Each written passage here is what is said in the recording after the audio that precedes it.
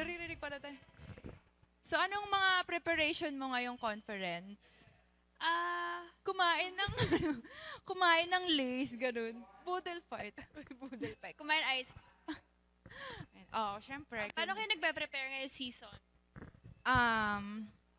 Ay, talaga ba talaga? Totoo ka live. Okay, Neil. Kabahan ka na. Paano kami nagpe-prepare? Secret, baka malaman mo. Masaya ka ba ngayon? Sure. Ano ba? Charis, ikaw si Kuya. Tito Boy, ako si Crazy. Nakakaloko. Ito na po, okay na po. Pwede na po thank you. Hi guys. Yes.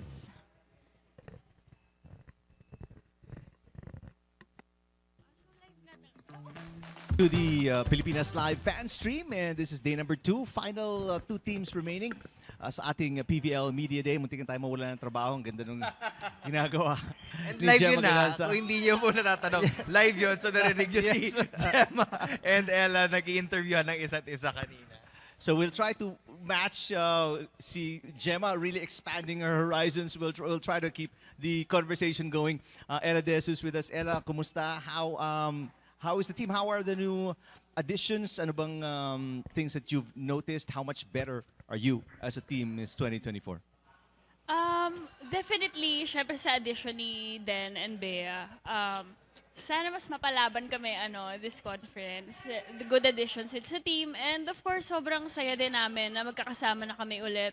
You know, yung familiar feeling ng parang college days, bumabalik sa amin. Ella, you've played the libero position so well for the Cool Smashers, lalo na nitong 2023 season.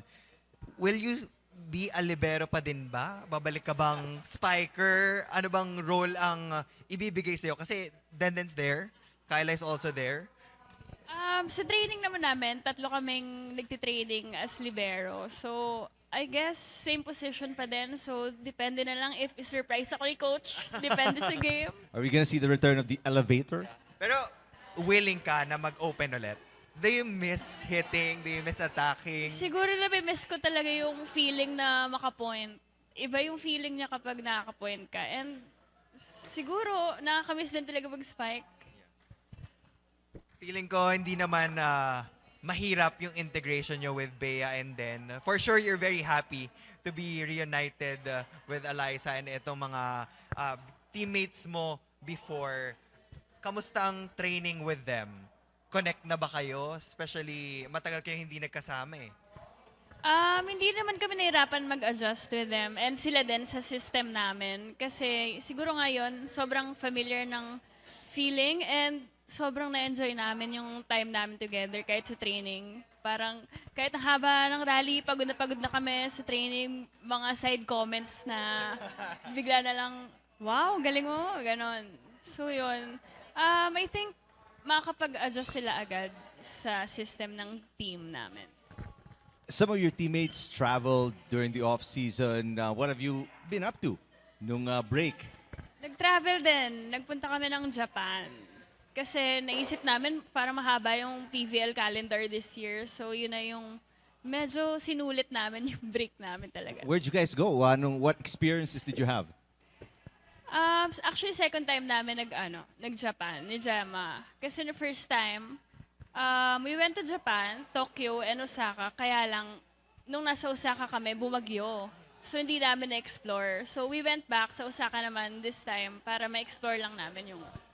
Dami yung nag-Japan. Actually, I think isa yan sa mga favorite destinations na malapit lang. Parang The ang dami food nga is nag-Japan. so great. Ella, we have a segment called Randomizer wherein we pick a random question, we flash it on the screen, and we ask you to answer that question.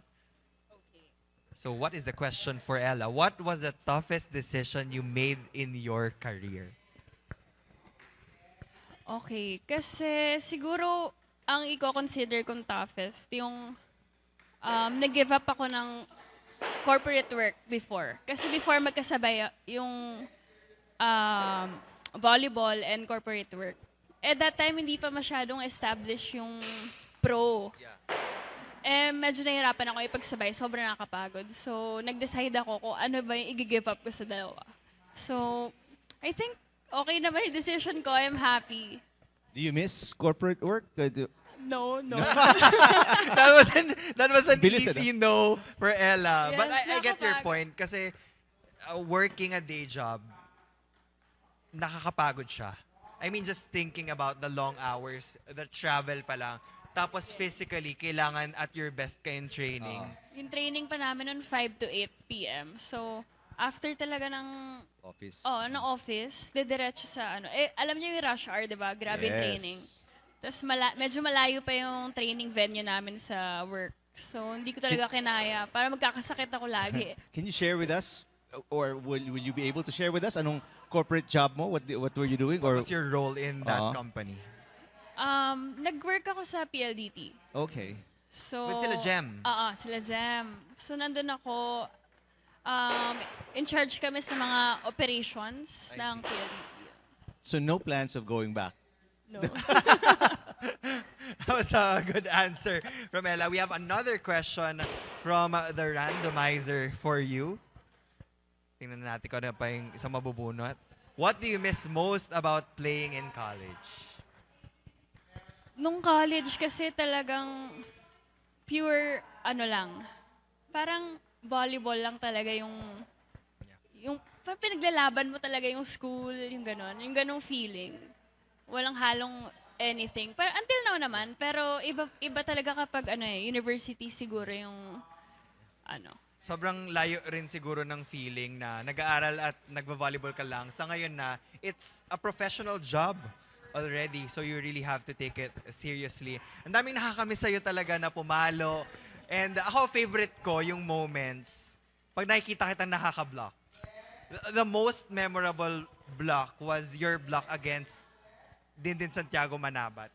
Parang step ladder yun, no?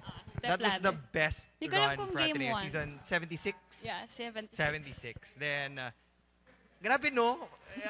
Kinikilabutan ako na nalampasan nyo yung step ladder. Napakahirap nun kasi, Sir Eric. I mean, as an athlete, you think about the step ladder, ang dami mong kailangang beses talunin yung team, the next team until sa finals.